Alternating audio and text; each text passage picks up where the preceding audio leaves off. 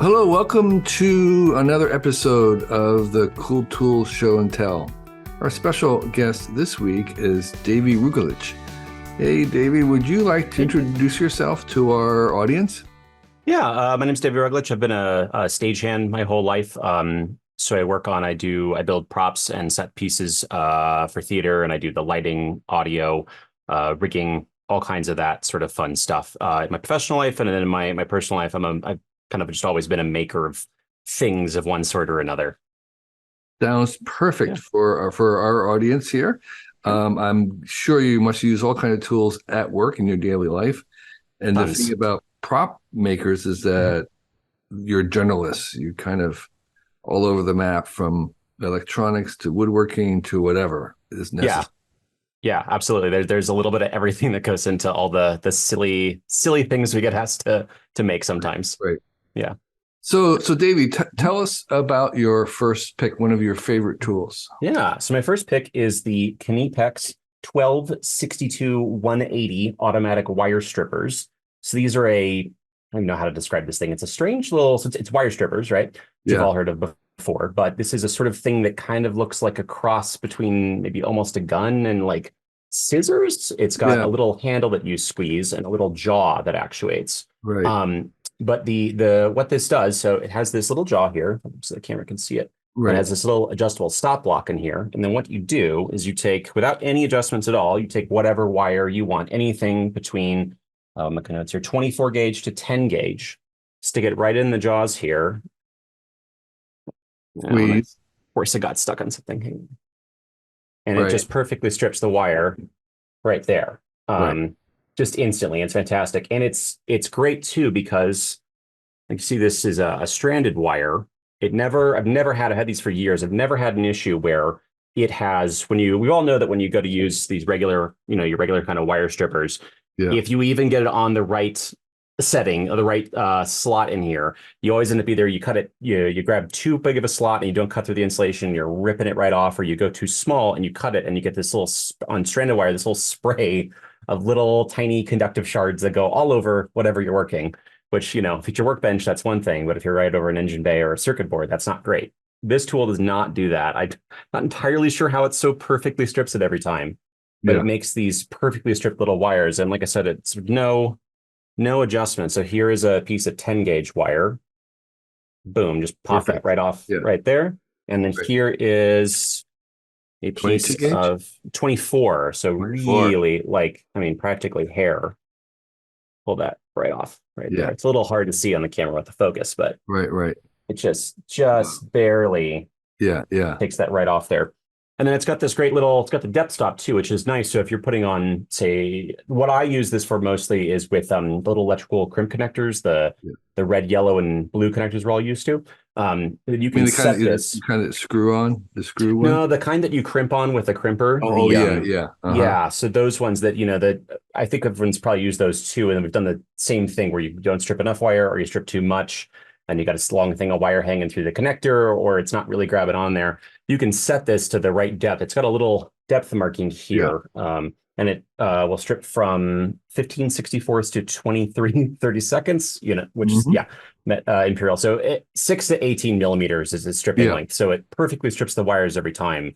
And it's also got a little cutter attachment here on the top that you can just snip. Yeah.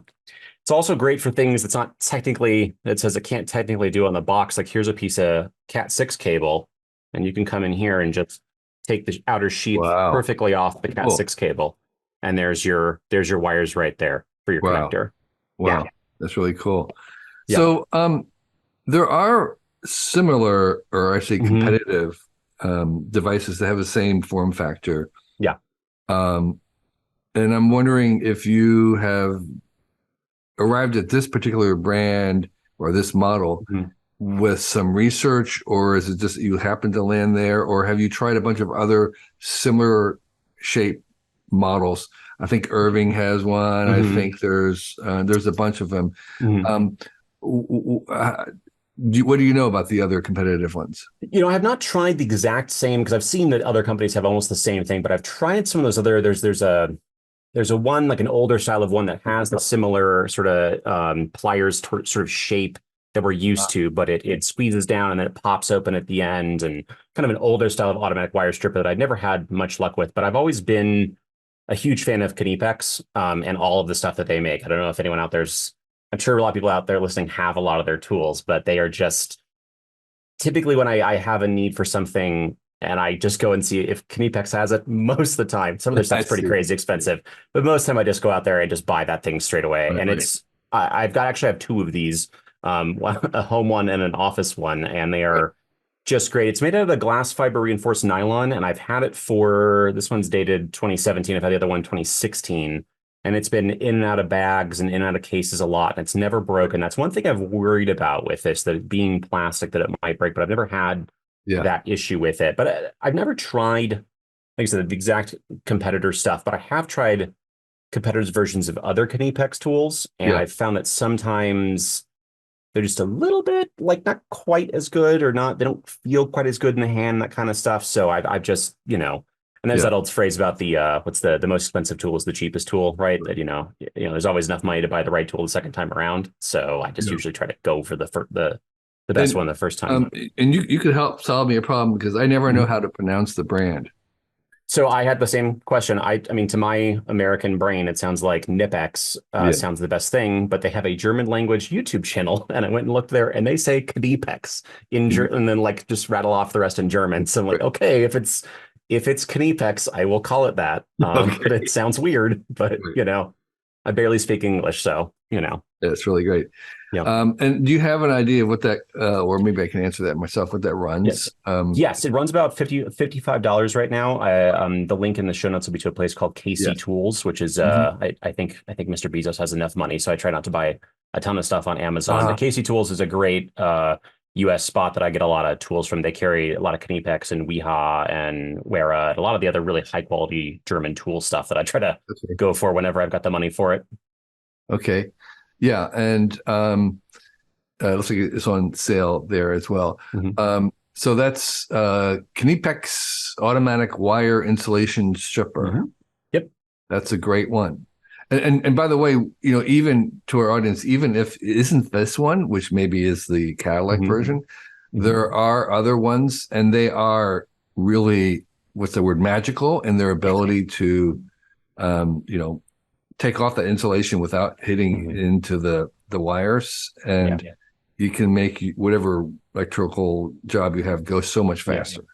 Yeah, I discovered that when I was doing some restoration on some aircraft at a local museum here in Albuquerque, and we were getting all the static display airplanes. We were getting all the lighting working in them again. So we were stripping lots of wire, putting lots of connectors on, and a lot of time it was wire that's up inside some weird wheel well that you can't really barely get to, and just pop it off. Yeah, that would be the only, if I have one con for this, would be the only thing is the, you know, the length you need. It's probably about, I'd say about 6 inches long. So if you've got a really tight space you have to get into, this might not be the tool. If you think about your regular wire stripper where you only need really like maybe a half an inch to just reach in there and pop something. But, you know, if you're stripping some wire in that tiny space, what are you doing with it once it's stripped? Where maybe you're, you know, so, but that is one thing to keep in mind with this, if that's something that you do a lot. Yeah, that's really great. Okay, well, Davey, thanks. That's really great. So what's a second favorite cool tools of yours? Oh, so my second favorite tool that I put on here is a speed handle, in particular, the Snap-on TMS4E. They have such weird part numbers. This is kind of a much older style of tool. So for the audio listeners, picture a metal bar, 16 inches long, 1/4 inch in diameter. On one end, you've got your regular square 1/4 inch socket drive, like any ratchet would have, right? On the other end, you have a handle that rotates, and in the middle of that 16 inch bar, you have a U-shaped bend. So it's a little hard to picture, but you've probably seen these. Maybe you're in your grandfather's workshop, or I think if you've been an aircraft mechanic in the military, you've seen a lot of these, because apparently they use them pretty extensively. But they're known as speeders or speed handles. So what it is just another way to turn any kind of socket or attachment you would normally have on a ratchet. Like I said, it's got that, you know, they come in the usual sizes. They come in the 1/4 inch, show here, 3/8 and half, your usual size square drive. And they come in different handle styles. So the Snap-on has like a sort of little thin handle. There's a dry handle that looks a bit like a screwdriver. Handle, yeah. Yeah. And then there's also a style that looks a bit like a knob. Now, No. what these, of course, are for is for turning fasteners. So the way that you do it is you put your bit on your fastener, your bolt, or whatever it is. You put the spinning handle in one hand and the U-shaped bit in the other hand, and you turn it.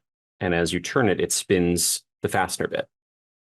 So why aren't you using like a motorized version? Why aren't you using a drill? So the 12 volt and 18 volt Joule stuff and some of the smaller volt, they're fantastic. I really have grown to like this because a lot of, like I said, I'm a stagehand, so I work a lot with, I've got a lot of audio gear that's in your standard 19-inch rack mounts. And what I have found, we have all found with those lovely Phillips screws is that they will tend to cam out, or the fastener heads will strip out a little bit, especially when you're using the motorized stuff on it. Even if you have the lower torque setting set on your drill, it'll still happen sometimes. I have found that these give a fantastic amount of feel of what the fastener is doing. You can really feel how the threads are turning. So there's very little chance of cross-threading stuff. Once you get speedy with this, I can run fasteners in almost as fast as I can with the drill. It's nice that it doesn't have batteries, so that the batteries don't end up dead. So it's always there ready to go. And something that's important for my job sometimes is it's very quiet. I can't tell you the number of set pieces that have broken right before they're supposed to go on stage, or backstage, and I need to very quietly run some screws in, and I figured out the old Ugga Dugga impact gun that's going to make a lot of noise off stage, and I would probably get in a lot of trouble for that. So in the old style of drill, they were called a brace drill. Correct. Looks like that. Instead of having a screw socket at the end, it would be you'd have a bit for a drill, and they would have, the handle would have a flattened area where you could put pressure. Right. And that's the other thing that's great about this is you can really put a lot of pressure into whatever fastener you have. So if it's really stuck, when you're trying to turn a Phillips fastener, particularly, it wants to cam out of the bit wants to cam out of the Phillips slot.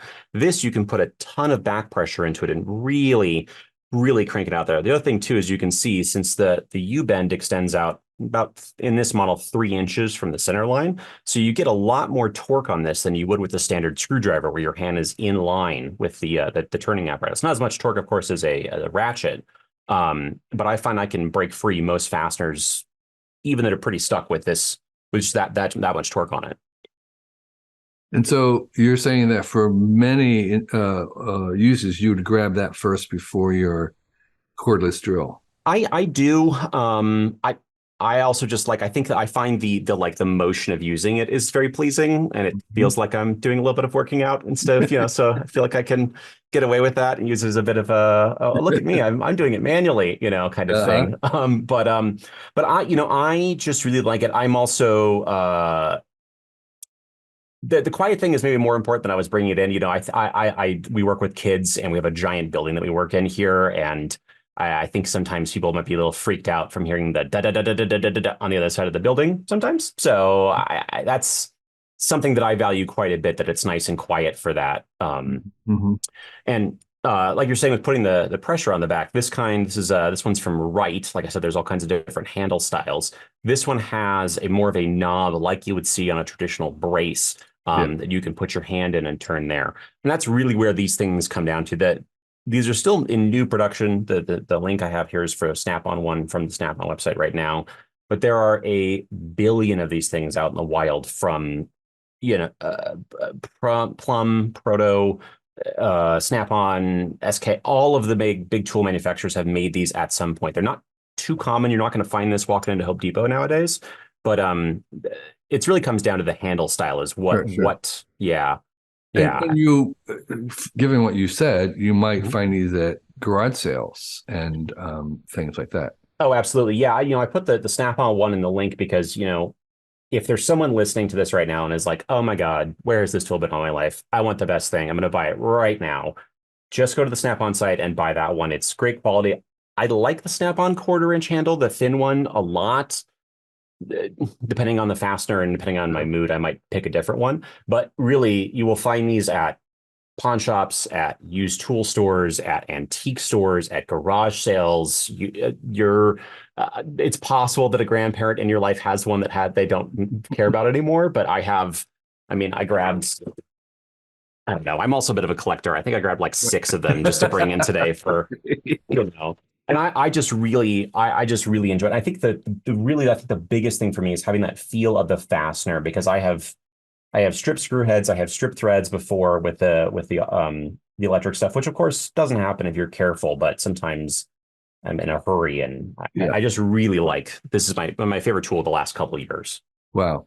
Yeah. That's really great. Yeah. I mean, I like the fact that, as you say, the batteries never fail, and it's always ready to go.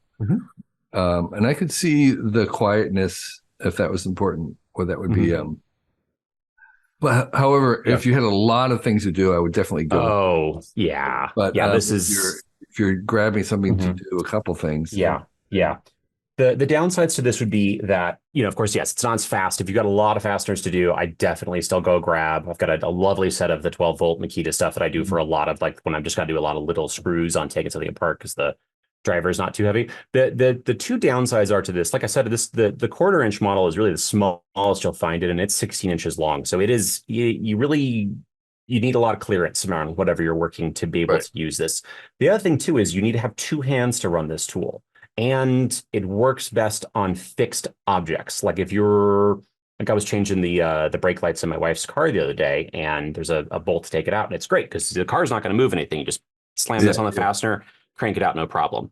Went to go fix something on the robot vacuum. I set it down on the workbench and go to put this in there and go to start turning, and it just starts spinning around because it needs to be fixed. It's kind of makes me feel a little bit like an astronaut, like I'm trying to work in 0G, like the thing is just running away. So it's definitely not the tool for everything, but I find myself using it a lot more often. Maybe I'm just in that mood right now because I'm into them, but it's a great tool, but not the perfect tool for everything. I wouldn't throw out the 12-volt or 18-volt drivers just yet. Yeah, it's what's the word I want? It's something that is another possibility, and I think it's a tool that you should know about. And that's part of what I think about tools is possibilities, even if you don't have one, knowing that it exists. Can liberate or initiate an idea that you never had before. Absolutely. Yeah. So that's a great one, Davey. How about a third one?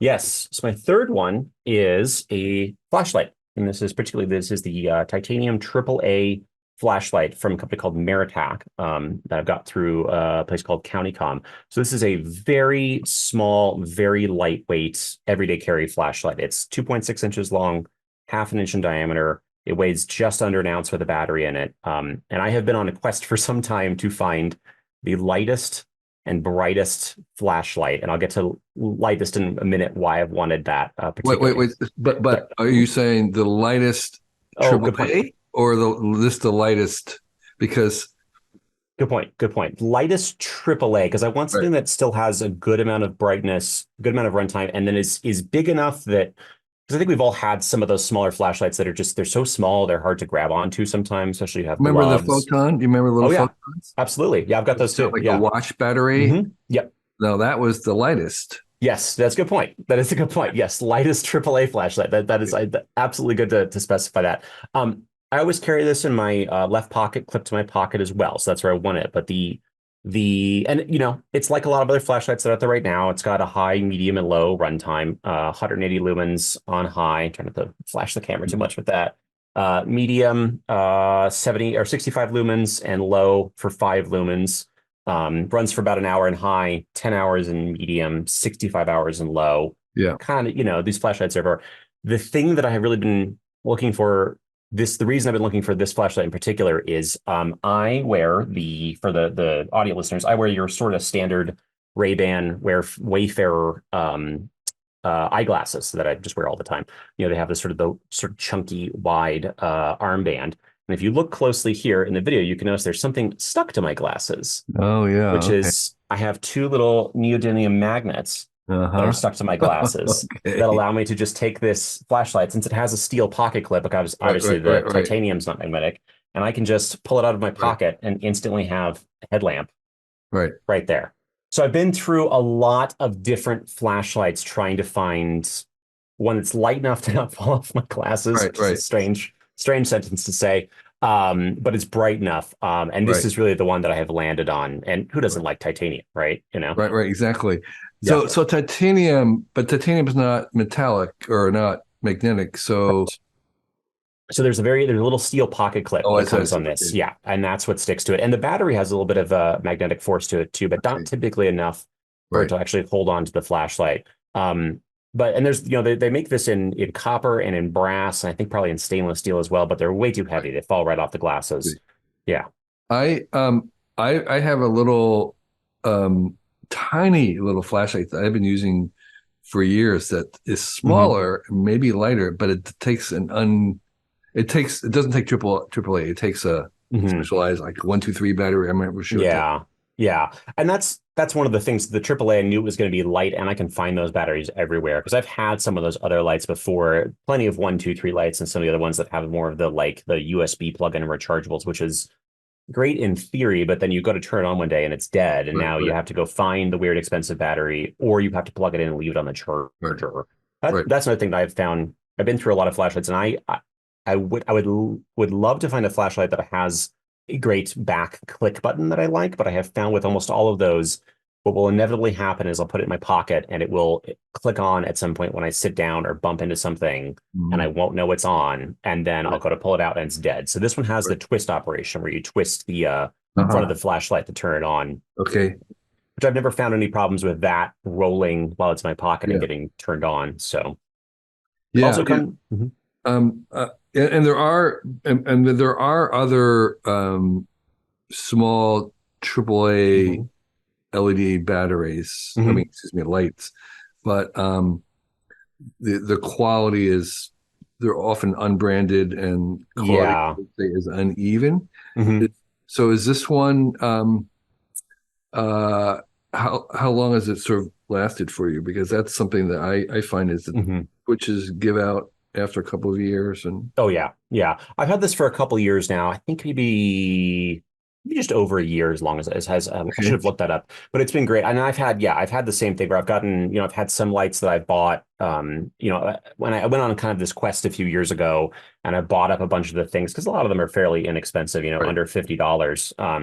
And, some of them have like a real sort of green tint to the light, which is, it's still light, but it's just not pleasant to look at.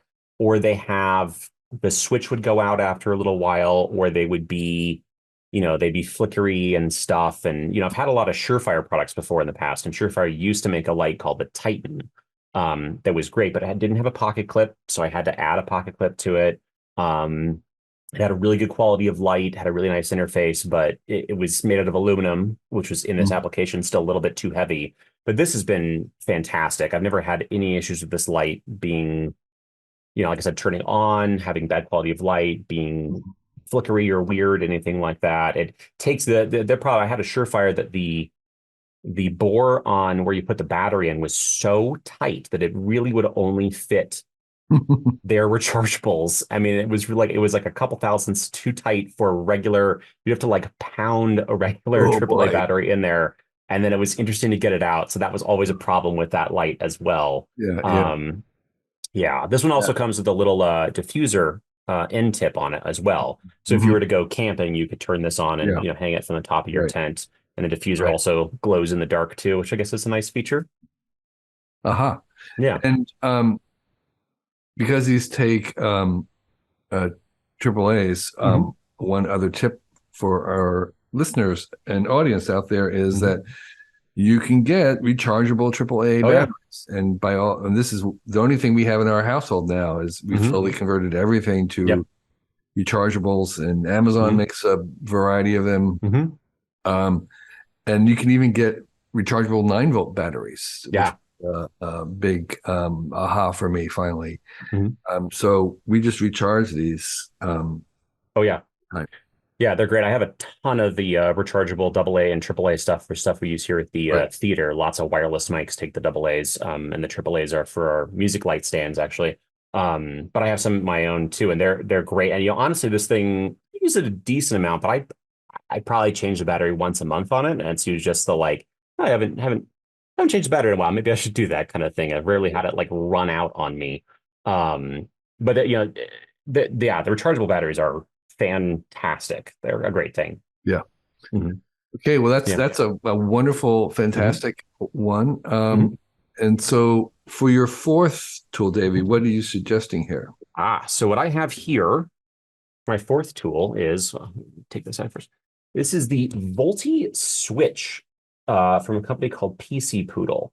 Okay, you're holding up a little tiny thing, this maybe an inch and a half. Yeah, trying to get the camera. Like kind of a arrow-shaped piece of metal that a little, so a quarter inch wide. I know it's about an inch long, maybe an inch and a half long. Basically, picture in your mind for the audio listeners a little tiny circuit board with a little arrow with a little pieces of metal on either end, basically. So what this is a very tiny multimeter that is designed to either fit on your keys, or their like main application I talk about a lot is to go into the bit holder of your Leatherman tool. So if you've got one of the Leatherman that take the flat bits, which is the Wave that's been around for years, the Charge, the brand new Arc, which is what I'm showing in here, their new tool that they just released. This little tool will drop right into your regular bit holder. And the way it works is there's a tiny little switch on the back that turns on, and you'll see in the video version, there's some little blinky lights, blinking on there. And then what you do is, if I can hold all of these things in camera frame. So what you then do is you take your battery and you take just basically, so that like I said, the circuit board with metal on either end. So one end, the end that points out of the tool, is basically like the positive or one end of the conductor, and then the whole tool itself becomes the other side of the conductor. So we're going to take the flathead here on the other side of my Leatherman, and we're going to touch these two together, and you'll see it'll start flashing. I can hold it right. Oh, come on. So there it starts flashing, and then we count the flashes. 1, 2, 3, 4, 5, 6, 7, 8, 9. 9 volts. 0.1. So basically what it does is the different colors of the flashes here. Let me hold it up on so that's a 9 volt battery. So this thing will measure, so basically it's a whole bunch of things. So it's a little DC multimeter, which will measure DC from 1 to 30 volts, measure AC from 5 to 24 volts. It's also a continuity tester, a non-contact, like an EMF detector, like what we in the theater business sometimes call a chicken stick. The little non-contact voltage detector works like that too.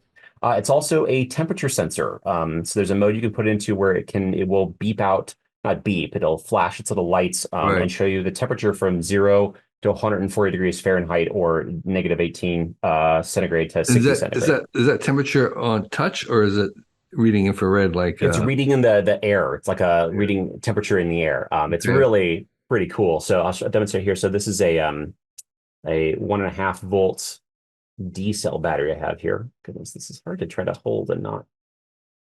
So you see one flash there in red, and then 1, 2, 3, 4, 5, 6 flashes in. I think is it green or is it yellow? It's hard to see from behind the thing.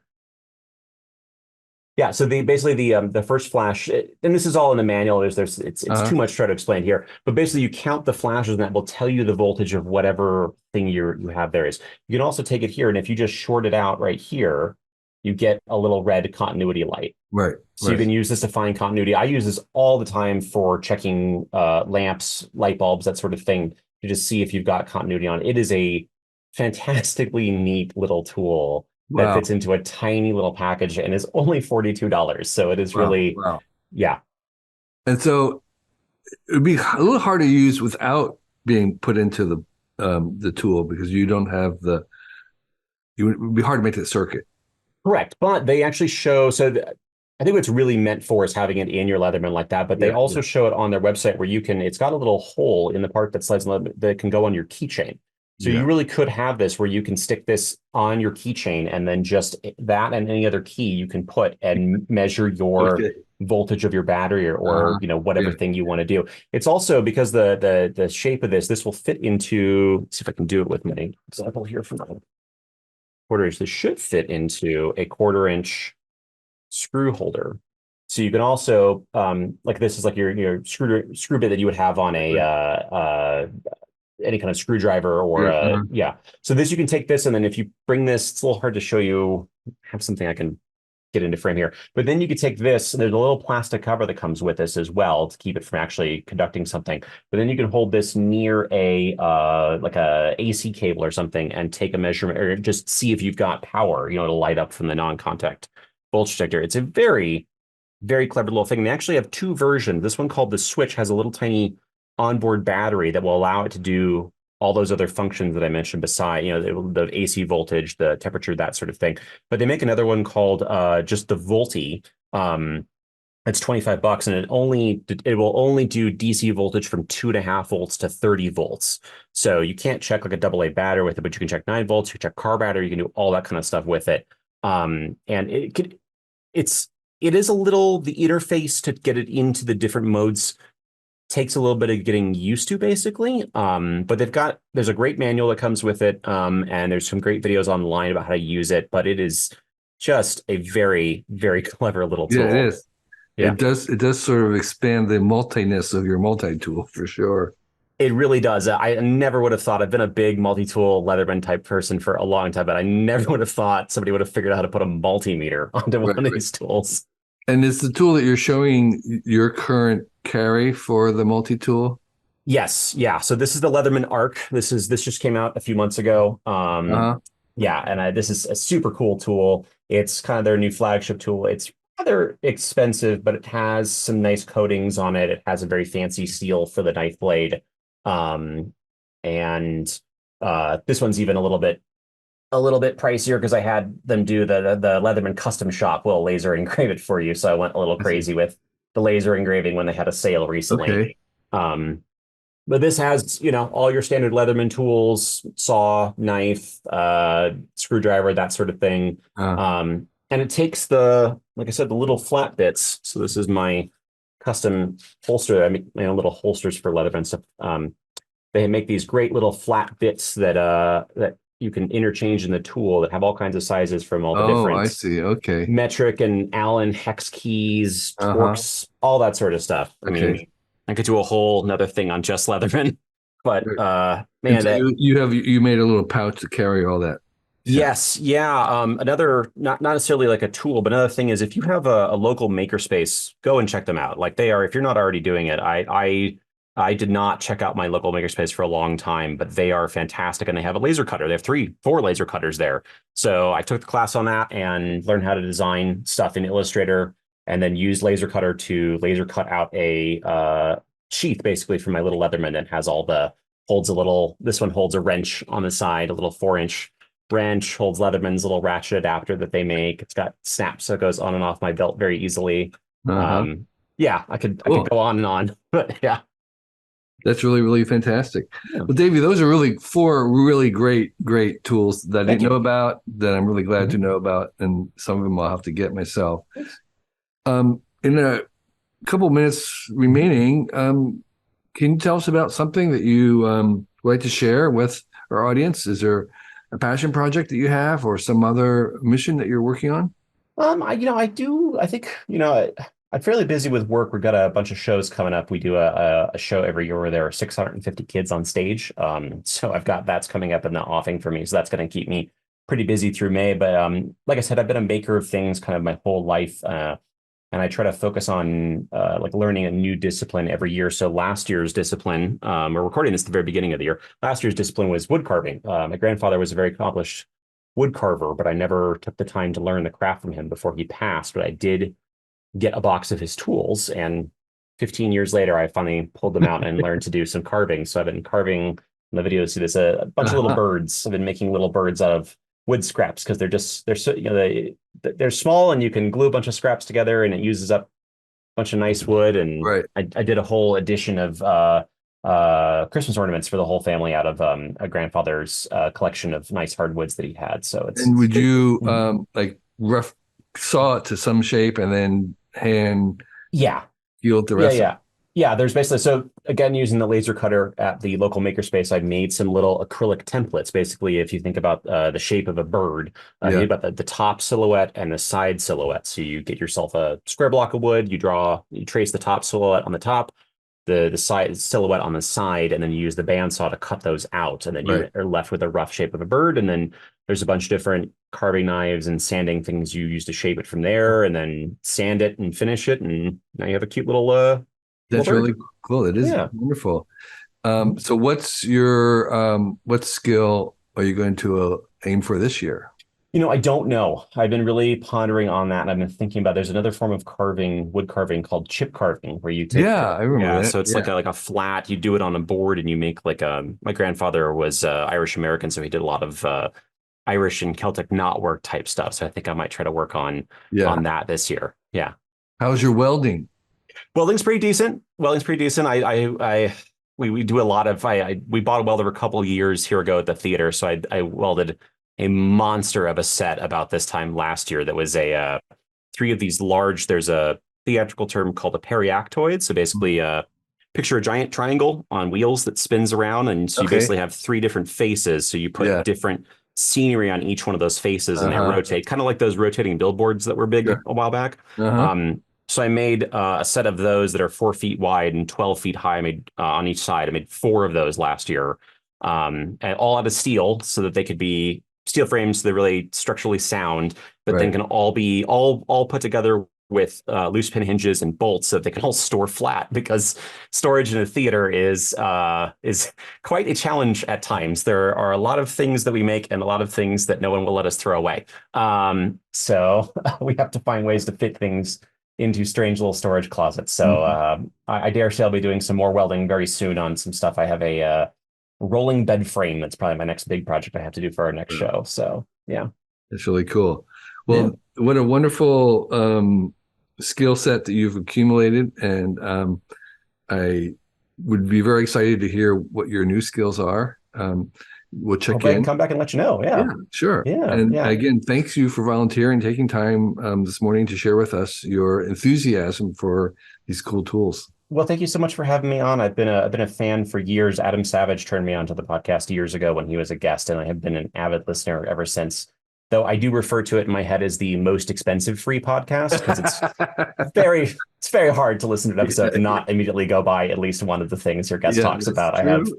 That is true. Yeah, I have quite a few. The nail puller that Adam Savage mentioned was fantastic. One of your guests many years ago mentioned the Studio Neat Mark I pen that is just a delightful pen. So many things that I have gotten over the years, and I'm so excited and so happy to be on here. Well, thank you again. Yeah. It was really great, and I love your spirit. So thank you. Thank you. Thank you for taking the time to talk to me. Alrighty. This year, our Cool Tools blog will be 20 years old, which means we've been posting something new every day for 20 years. It's only possible because of the very engaged and knowledgeable readers and listeners like yourself. You've kept this place going, and we are very grateful for you. With this idea of 20 years in mind, we decided to try an experiment this year, and I'm inviting our guests and listeners to join me on our Cool Tool Show and Tell, which is the program that you're listening to right now. So if you feel you'd make a good guest on this podcast and have 4 uncommon tools that you'd like to share with us, please sign up on our form on the website, and we'll see about inviting you. You must be comfortable talking on a video, and you need to have some tools that you can show. We record on, as you know, on Zoom. We do a YouTube version, a video version of it, as well as an audible version. Fill out the form if you're interested, and list your 4 cool tools, and we'll see if there's a good fit. The applications aren't guaranteed in any way, and we're looking at tools that are new to us and appropriate tools, and whether the times will work for you. So we're really interested in hearing from people all over the world, not just in the US, although the tools have to be available online, easily available online. And if you are a longtime listener, you kind of know what the definition of our tools are. They're very broad. They can be anything that's handy, from something in the kitchen to something you use to travel, to a workshop, to something professional that we may not know about. We're really interested in things that we don't know anything about. So this is an open invitation. We'll give it a try. If you think you make a good guest for this podcast, fill out the form. There'll be a link somewhere on our website. And we look forward to chatting with you. Thank you.